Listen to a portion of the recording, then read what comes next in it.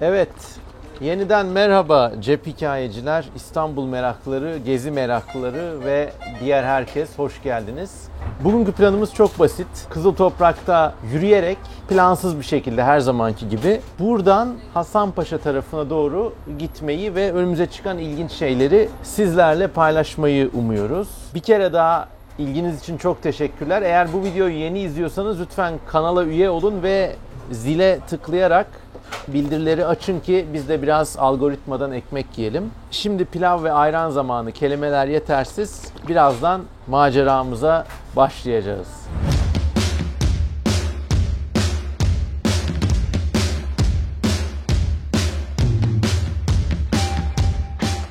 Yani Kızıl Toprak günümüzde Bağdat Caddesi'ne gidenlerin, maça gelenlerin geçtiği bir geçiş bölgesi gibi bir yer ama aslında bayağı da derin ve kültürlü bir tarihi var. Mesela Türkiye'nin Birleşmiş Milletler'deki temsilcisi, sonra da Birleşmiş Milletler'de görev alan Sinan Korle, onun mesela çok güzel iki kitabı vardır. Bir tanesi Kızıl Toprak Anıları, öbürü de Can Saray'da 40 sene. O da Birleşmiş Milletler'i anlatır. O zaman buranın nasıl bir yer olduğunu anlatıyor. Yani Osmanlı'nın sonu, Cumhuriyet'in ilk yıllarında çok daha böyle mutena ve hani Bağdat Caddesi'nin günümüzde olduğu yer o zaman tabii bağlık, bostanlık bir yer. Burası böyle Anadolu yakasında şehrin ulaştığı son nokta gibiymiş. Çok güzel hikayeler anlatıyor orada. Hani günümüzde böyle çok da dönüp bakmadığımız bir semtten böyle birinin çıkması bayağı ilginç. Kitap meraklılarına tavsiyemdir. Evet, şimdi kitaplardan tabii günümüze gelelim. Yani planımız şu apartmanların arkasına geçip orada böyle hoş bir labirent gibi sokaklar var. Orayı bir zigzag yapacağım ve ondan sonra da Kadıköy'den Hasanpaşa'ya doğru enerjimizin yettiği kadar yürümeye çalışacağız. Hadi bakalım diyoruz, ilerliyoruz. Evet, Kızıl Toprak apartmanlarının arasında gezerken bir otoparktan bu müthiş manzarayı gördük. Belki işte Sinan Korle gibi geç Osmanlı erken Cumhuriyet dönemi aydın ailelerinden birinin evi olmuş olan eski köşklerden bir tanesi. Mesela yandaki apartmanlarla kıyaslayınca çok iyi görebiliyoruz ki apartmanlarda lafım yok şimdi. Şurada bir evim olsa ben de çok şahane yaşarım. Ama apartmanlarda 2 kata ya da 1,5 kata verilen yükseklik burada tek kata verilmiş. Daha yüksek tavanları olunca insan daha rahat nefes alıyor. Bir de hani birey olarak kendini böyle bir evin içinde daha büyük hissedersin. Ama tabii bu eski köşklerin de dezavantajları yok değil. Yani herkesin apartmanlarda yaşamasının sırf kibir ya da açgözlülükten başka sebepleri de var. Eski insanların anılarını okuyunca çok şey öğreniyorsunuz. Bunu da yakın zamanlarda okudum. Geceleri bu inanılmaz güzel döşemelerin, yüksek tavanların arasından görülmeyen hayalet bir ordu gibi böyle diye tahta kuruları geliyor. Anlatıyor işte ilaç sıktık bilmem ne, o zaman yeni icat edilen DDT'yi getirtip Amerika'dan attık falan, yok bana mısın demiyor tahta kuruları. Sonunda şöyle bir çözüm buluyor.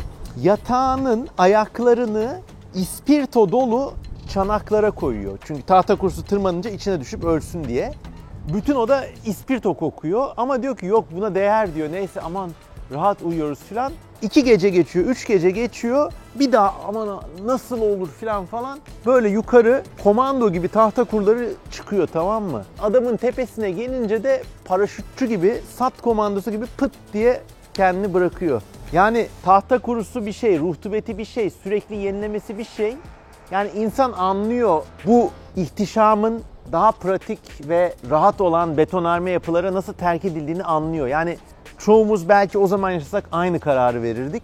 Ama apartmanlarda da zerafetin ya da insani dokunuşun bir orta noktasını bulmak gerekiyor. Tabii bunu biz burada bugün bu şovumuzda çözecek değiliz. Ama sadece bu güzel binayı ve bu ilginç tezatları gösterip sizinle paylaşmak istedim. Bir de İstanbul'da ilginç bir şeydir. Yani nerede bir eski köşk hayatta kalmış görürseniz 10'undan 9'u sallıyorum çocuk yuvası ve şeydir. Yani böyle çocuklar köşke gidince orada bir Harry Potter gibi bir hayaletten bir feyz mi alıyorlar? Ne oluyor? Yani niye böyle eski bir köşk okul olarak daha çok güven veriyor? O da ilginç bir şey. Evet, şimdi bir süpermarketin yanındayız. Burada meyve kasaları var. Ya benim bir takıntım böyle Varyasyon gösteren tek tip bir logo varsa hep ilgileniyorum ve onları arşivlemek istiyorum ama tabii buna vaktim yok. Ama bakın meyve kasalarında bile bir sürü isim görüyoruz. Yani Arslan Tuzla bunu nasıl böyle kırmızıyla parlatmış. Efe 135, Aydın 26, 2 tane hatta 3 tane, bu iyi bir şey demek ki. En sevdiklerimden bir tanesi Bay Nanecim. Yani normalde bir bağlaç olan bay kelimesini İngilizce Türkiye'de sıfat zannediyorlar. O yüzden bu da Bay Nanecim olmuş. Gerçekten o böyle Mr. olan bay, işte Bay Mehmet falan gibi bir bay zannediyor olabilirler, bilmiyorum. Bir de benim şahsi favorim Şirket 140. Bu da sanki Aliens evreninden böyle korkunç galaksiler arası ruhsuz bir şirketin ismi gibi. Şirket 140'tan artık ne alırsınız bilinmez ama bir dakika. Şirket 140'ta bu güzel lahana lastiklerini buldum.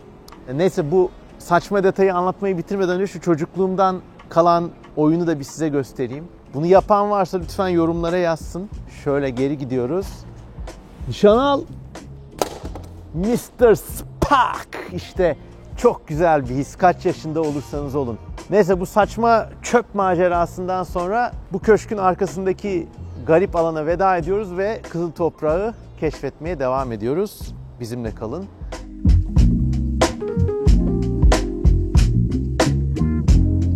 Kızıl Toprağın arka sokaklarında çok güzel bir bitkiyle karşılaştık. Bayağı botanik keşif gibi bir şey. Bu bitkilere İngilizce Mother of Thousands, binlerin anası denir. Türkçe ismini bilmiyorum. Latince ismini de hatırlamıyorum. Ama bunun en güzel noktası şudur. Yapraklarının kenarında şöyle bakacak olursanız küçük küçük şeyler var. Bunlar aslında bitkinin klonları. Bu bitki nasıl evrildiyse kendini yaprağının ucundan klonluyor. Bunlar böyle minik bitkicikler. Kökü bile var, yani şurada ucundan çok az görebilirsiniz belki. Bu bitkicikleri böyle atınca attığınız yerde çıkıyor ve bak hatta burada çıkmış bile. Aynı bitkinin klonları şurada. Çok güzel bir botanik detay. Bu zaten bu saksıya bakmışlar. Bak şu yoncalar var. Daha büyük yoncalar var. Naneye benzeyen bir bitki var. Şey var ya, agav deniyor galiba. Onun bir türü var. Çok güzel bakmışlar. Evet, işte bir vaha çıktı karşımıza. Boş ve dokunulmamış arsa, otopark bile olmamış. Tek sakinleri şurada gördüğünüz düşük IQ'lu kediler ve bir sürü bilinmez bitki. Tabii ki biraz çöp de var ama İstanbul'da yaşıyorsanız artık buna aldırış etmemeniz lazım. Şimdi girip şurayı bir gezelim de bakalım neler çıkacak ya. Sıra dışı şehir gezilerimizin özel bir yönü de bu. Yani kültür, sanat, tarih kadar çöp, pislik, macera da olmazsa olmaz. Bu hiç yanılmayan bir stratejidir. Plaka, taş gibi bir şey görürseniz hemen altını açın. Bakın şurada gördüğümüz Limax cinsi kabuksuz salyangoz. Şimdi kendini bir savunma refleksi olarak böyle kamburladı. Bunlar gece çıkar kedi mamalarını filan yer. Şurada da bak salyangoz havyarı var. Bak şu şey salyangoz havyarı. Ya yalan söylemiyorum, bunu böyle çiftliklerde yetiştirip bayağı yüksek fiyatlara satarlar. Bu böyle çok şey salyangoz yumurtasıdır. Bakalım tadı nasıl?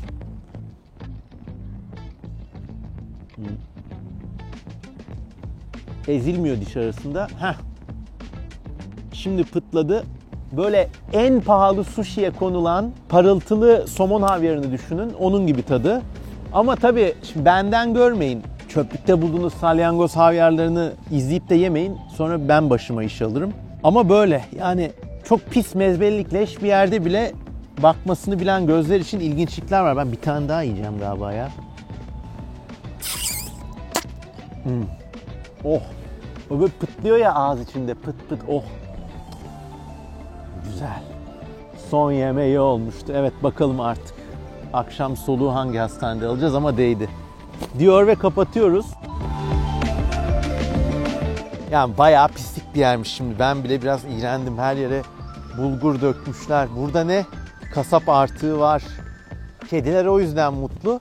Evet arkadaşlar, yani romantik bir resim çizmeyi çok isterdim ama pislik dolu, berbat bir yer yani. Ama yine de iyi ki girdik, iyi ki bu macerayı yaşadık. Onun ötesinde de bir şey diyemiyorum yani. Biraz daha taş kaldırabiliriz. Bu 40 ayaklardan bir tane bulduk. O şimdi açılıyor. Kırkayakların bir sürü farklı türü var. Bu böyle bir daha kırmızı bakır rengi olan bir şey. Bir de şurada kırkayağı bıraktık. Bir de burada şey var. Hop. Darth Vader'a benzeyen bir böcek vardı ama uçtu gitti. Örümcekler, kabuksuz ve kabuklu salyangozlar ve saz arkadaşlarıyla dolu. Böyle bunları aslında bu pislik yerden alıp izole edip böyle güzel bir teraryumda falan bakarsanız hepsi çok ilginç hayvanlardır. Çok kanıksanır tabii ama bayağı güzel hayvanlar. Diyor ve gecenin çocuklarını bırakıyoruz. Şimdi taş kaldırınca hayvanlar rahatsız olmasın diye geri kapamanızı hep tavsiye ederim. Ama bunu yaparken aynı şekilde kapamayın, ezilirler. O yüzden şöyle bir yedek stepne bir taş koyup onun üzerine doğru bir de şunu kaldıralım. Elimde susam tanesi kadar. Şimdi bu örümceklerin çok hoş bir hikayesi var. İngilizce'de ama hani İngiltere İngilizcesinde halk arasında bu örümceklere money spider denir. Para örümceği. Sebebi de aslında ironiktir. Bunu bulanın eline büyük para geçileceğine inanırlar İngiltere folkloründe. O da aslında tabii bir şeydir yani fakir avuntusudur. Çünkü yazık eviniz iyi bir durumda değilse örümcekler geziyor olur. İşte örümcek buldum bak para gelecek demek ki diye yazık. Böyle bir şeyden türemiştir. Bir ironik bir şeyden ama bak bu money spider bayağı sevdi benim eli. Çok hoş bir hayvan aslında. Yani böyle iltifatlara dayanamayarak kendini yere attı. Diyoruz hadi buradan çıkalım biraz hayvanların ve gecenin çocuklarının büyülü omurgasızlar dünyasından biraz da beşeriyetin daha az büyülü ama daha tanınır ve güzel dünyasına gidelim. Bakalım neler göreceğiz. Demin tepeden atlayarak boşuna artistik çekmişim. Aslında bu kadar kolay.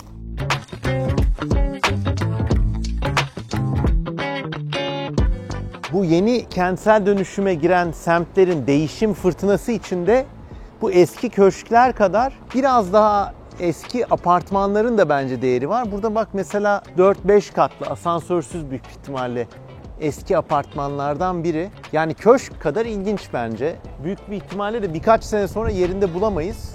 Bir kapısına bakalım. Sonra yukarı doğru devam edelim. Burada da ev sahibi graptoveryaları, taş güllerini ekmiş buraya. Bunlar da bir yaprağından çoğalabilir. Şimdi çok fazla dokunmamaya çalışıyorum ama şu yaprak düşerse onu ekerseniz tek bir yapraktan yeniden çoğalabilir. Ve aslında şeyi de bize anlatıyor. Yani insan ruhu da bu kadar dirençli olmalı. Parçalansanız bile bir parçanızdan yeniden türeyebilmelisiniz. Ama işte insan bitki değil ki. Kolu, ayağı var, gözü, burnu var, midesi, kalbi var, beyni var, bir yeri daha var. O kadar basit değil.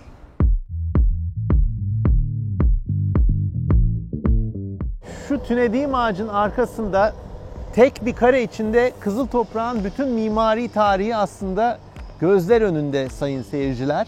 Gördüğünüz gibi çok zarif, eski dönemden kalma, Karaçamların arkasında bir köşk var. Onun önünde tek katlı belki bahçe evi, belki yazlık gibi yapılmış bir daha yakın zamana ait bir ev var. O yıkılmış durumda. Arkada yüksek katlı kentsel dönüşüm apartmanları. Şimdi girmemek olmaz. Yani bu kadar önümüzde 1900 belki 50'lerden 30'lardan kalma harabe villa var. Girmemek olmaz. Bu Kızıl Toprak'ta bizim bugünkü bahtımız biraz metruk yerleri gezmekten açıldı ama şöyle dikkatli arkadaşlar, böyle yerleri gezerken size hep uyarı. Ayaklarınızı ileri geri değil, G harfi gibi önce geri sonra ileri, önce geri sonra ileri. Bir de bak böyle yerlerde çok demir olur. Dikkatli olun yani ayağınızın içinden geçer. Biliyorum beni izleyip taklit etmek isteyen çok insan var ama lütfen böyle durumlarda emniyeti elden bırakmayalım. Burası herhalde bir kafe mekan gibiymiş çünkü şu ters üst üçgen, düz üçgen tuvalet kapısı tek böyle alengirli, yanarlı, dönerli mekanlarda olur. Yani çok böyle fazla matah bir yer çıkmadı açıkçası ama çok şık bir bina. Yukarıda şey var, uzun bacaklı örümcek. Bak yavrularıyla orada geziyor. Böylelikle de Neşet Ertaş'ın ölümsüz sözlerini hatırlıyoruz. Ana haktır, sen bu sırra erdin mi? Acep bunlar neden, sen hiç bildin mi? Diyerek Neşet Bey'i de anıyoruz böylece. Bak örümceğin bile yavrusu var. Onlara değer veriyor, sevgi veriyor. Böyle romantiklik falan değil, hakikat bu yani. Ve yani böyle manzaraları görüp de hayvanların ruhu, canı, kendi varlığının şuuru olduğundan kuşku duyuyorsanız vallahi çok yanlış yollardasınız demektir. Bütün canlılar ruh sahibidir. En küçük detaylarda bile onu görebiliriz. Acep neden bunu sordun mu? Evet, Amerikalı pop artist Jean-Michel Basquiat yapsa severdiniz. Ama burası Kızıl Toprak. Şu araba çiziminin lezzetine bakın. Yani tamamen naif ama böyle far uzayarak böyle ışıkla birlikte uzamış. Far böyle şey oluyor. İşte burada spoiler'ı şey oluyor filan. Yani şunu duvardan söküp Contemporary İstanbul'un 20. edisyonu, ona da edisyon diyorlar sanki kitap. Orada satsan 200 bin liraya gider ama burada herkes önümden geçip gidiyor. Geç. Bu abi bize yol verdi. Çok sağ ol. Geçin. Ya ne kadar güzel bak. İstanbul'da olduğumu unuttum. Bir değil iki araç çekim yapıyoruz diye önümüzden geçerken özür diledi, pardon dedi. Ya ne kadar güzel.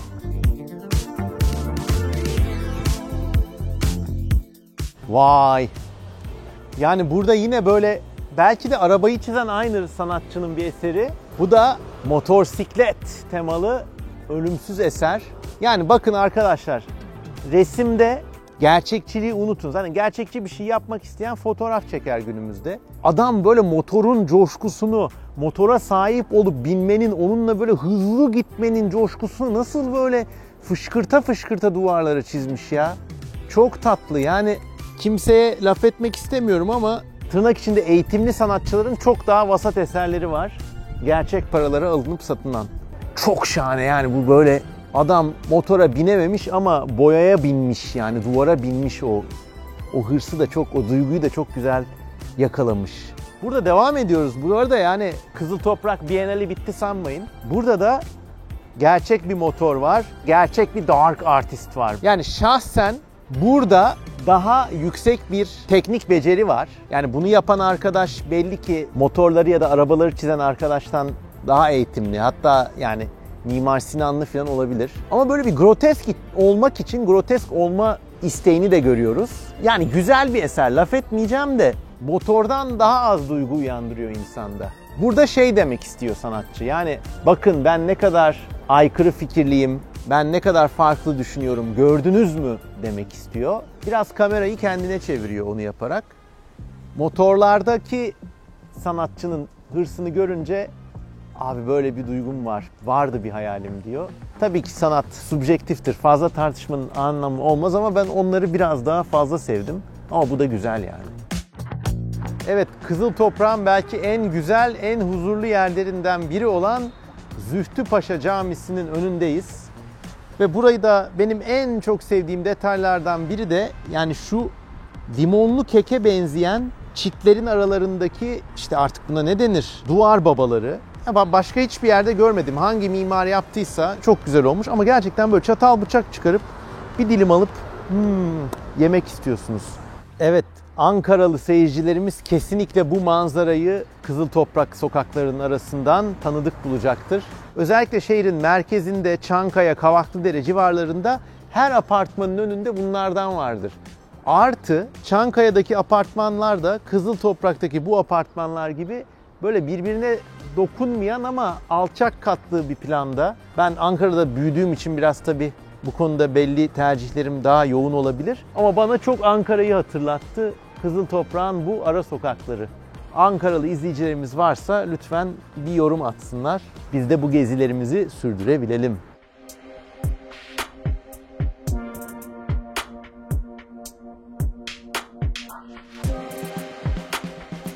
Kızıl Toprak, Zühtü Paşa Mahallesi'nin arkasındaki demiryolu alt geçidindeyiz. İstanbul'da tabii bir sürü banliyö, tren hattı ve geçit var. Burayı da böyle bir grafiticiler sanat partisi gibi olmuş. Onu da çok sevdim.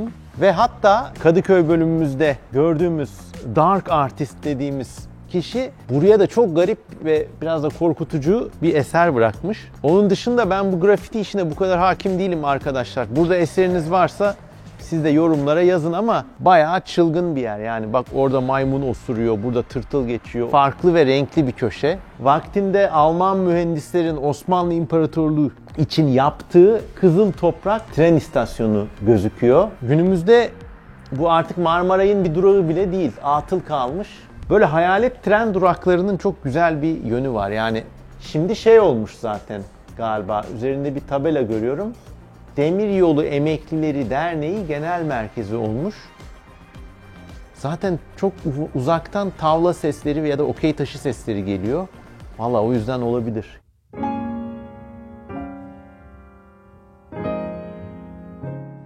Evet, şimdi arkadaşlar gezdik, dolaştık.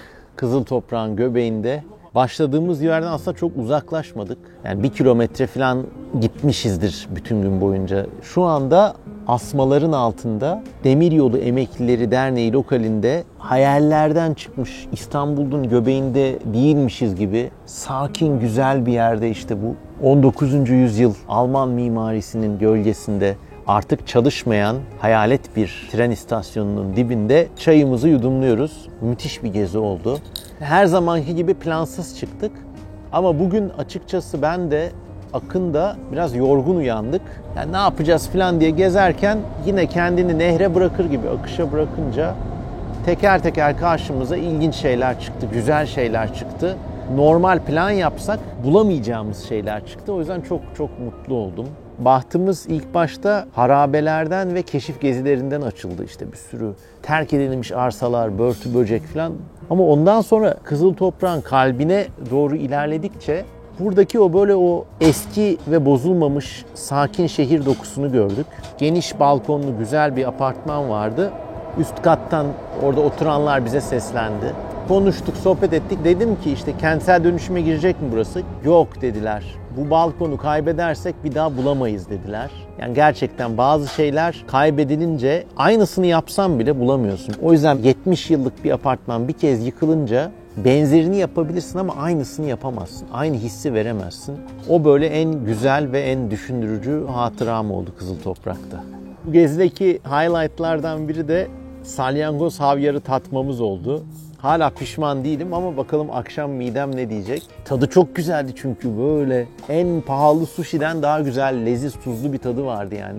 Daha önce böyle şeyler yaptım. Bazılarından da kötü dersler aldım. Mesela Antalya'da bir yürüyüş yaparken böyle kobra gibi bitkiler vardır. İşte garip bir Akdeniz bitkisi. Ye beni diye bakıyor bana, tamam mı? Böyle leziz bir rengi de var. Dayanamayıp çiğnedim, yuttum. Önce yutağımdan mideme doğru ine bir ağrı başladı. Ben dedim aman zehirleniyorum işte, hastaneye gidelim falan. Neyse mideme inince geçti. Yalnız o böyle 20 dakikada yaşadığım korku, ya aptal mısın dedim abi, ne böyle önüne çıkan her şeyi yiyorsun. Bir tane mesela bu daha çocukken çok büyük bir Sphinx güvesi ölüsü bulduk balkonda. Yani sabah yoktu, akşam bulduk, yani taze ölmüş. Üzerine Nutella sürüp yemeye çalıştım. O tüyleri ağzıma bulaştı. Ama tadı böyle karides gibiydi. Çok fena değildi yani.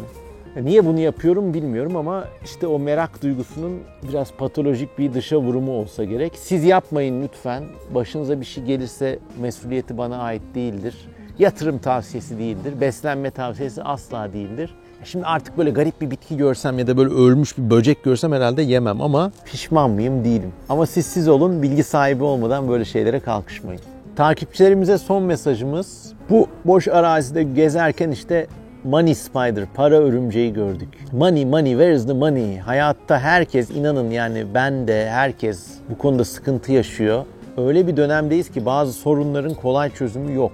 Yani çok da naif olmayacağım. Evet, insanın başında böyle bulutlar dolaşırken böyle la Pollyanna gibi gezemez. Ama gerçekten yani bazen bilgisayarı, telefonu kapatıp normal bir yürüyüşe çıkmak bile insana böyle bir en azından diyor ki yani bu olay, bu iş beni öldürmeyecek dedirtiyor. En azından o da bir şey be abi diyorum ve takipçilerime mesajım: umudunuzu kaybetmeyin, keyfinizi kaybetmeyin. Hayat her zaman dallanıp budaklanan, jeneratif ve random bir macera. Nerede izliyorsanız izleyin. Hepinize sevgiler ve esenlikler dilerim.